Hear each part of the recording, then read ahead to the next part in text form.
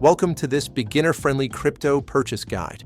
If you're new to crypto and want a simple, safe, step-by-step process to make your first purchase, this video will walk you through everything you need to know. By the end, you'll understand how to choose a platform, secure your account, make your first purchase, and store your crypto safely.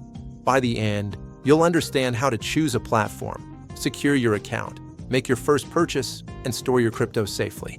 Before buying, understand crypto basics. Digital money on a blockchain.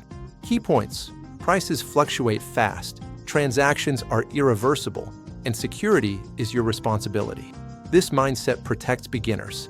Select reputable exchanges. Well-known, strong security, support your country's payment methods, and have clear fees.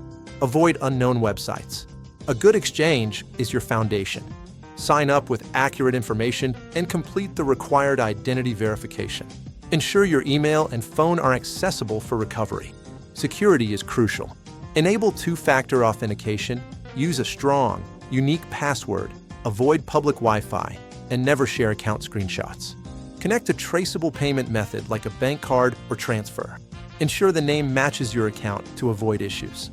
Start small, even $5 or $10, to test the platform, understand fees, and see how transactions work before committing more.